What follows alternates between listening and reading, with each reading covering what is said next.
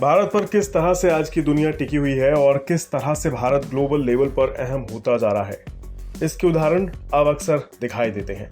इससे ये भी पता चलता है कि किस तरह से भारत के फैसले पूरी दुनिया पर असर डालते हैं। हाल ही में भारत का लिया गया एक फैसला कुछ ऐसा ही साबित हो रहा है।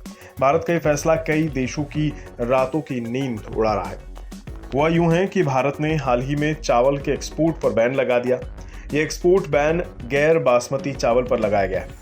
ये फैसला दुनिया के तमाम देशों और करोड़ों लोगों पर असर डालने वाला साबित हो रहा है। एशिया से लेकर अफ्रीका के देशों तक भारत के फैसले से हड़कंप मचा हुआ है और यहाँ के देशों पर इस फैसले का सबसे बुरा असर पड़ने की आशंका है।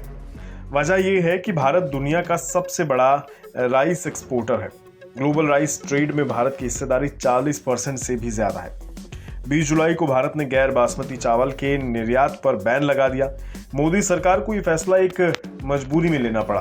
देश में खाने पीने की महंगाई से सरकार परेशान है। गेहूं चावल जैसे बेहद जरूरी खाद्यान्नों की कीमतें कंट्रोल में रहें, इसलिए सरकार ने चावल पर एक्सपोर्ट बैन लगा दिया। इस साल कई राज्यों में चुनाव हैं और अगले साल की शुरुआत में लोकसभा चुनाव है। ऐसे में सरकार महंगाई को लेकर कोई रिस्क नहीं ले सकती। बार्कलेज ने अपनी हालिया रिपोर्ट में कहा कि मलेशिया पर इस बैन का सबसे बुरा असर पड़ सकता है, क्योंकि भारतीय चावल पर इनकी सबसे ज्यादा निर्भरता है। मलेशिया अपनी चावल की जरूरत का बड़ा हिस्सा इंपोर्ट करता है और इसमें भारत के चावल की बड़ी हिस्सेदारी है। मलेशिया के साथ ही सिंगापुर पर भी बुरा असर पड़ेगा। सिंगापुर के चावल इंपोर्ट का 30% हिस्सा भारत से आता है। अब सिंगापुर राइस एक्सपोर्ट बैन पर भारत से छूट चाहता है। चावल की कीमतें ऊंचे लेवल्स पर हैं और इस साल अल नीनो के चलते कीमतें और ऊपर जाने की आशंका है। बार्कलेज ने कहा है कि फिलीपींस भी इस राइस मार्केट में पैदा हुई उथल-पुथल का शिकार होगा। हालांकि वहां का ज्यादातर इंपोर्ट वियतनाम से आता है। अफ्रीकी और मिडिल ईस्ट के कई देशों के लिए भी भारत का एक्सपोर्ट बैन परेशानी पैदा कर सकता है। लाइबेरिया, कतर, कुवैत, जिबूती जैसे तमाम देश भारत से चावल लेते हैं। भारत में जून में महंगाई दर बढ़कर 4.8% पर पहुंच गई है, जिसके पीछे फूड प्राइसेस में तेजी सबसे बड़ी वजह रही। आरबीआई की महंगाई दर का आरामदायक स्तर 2 से 6% है।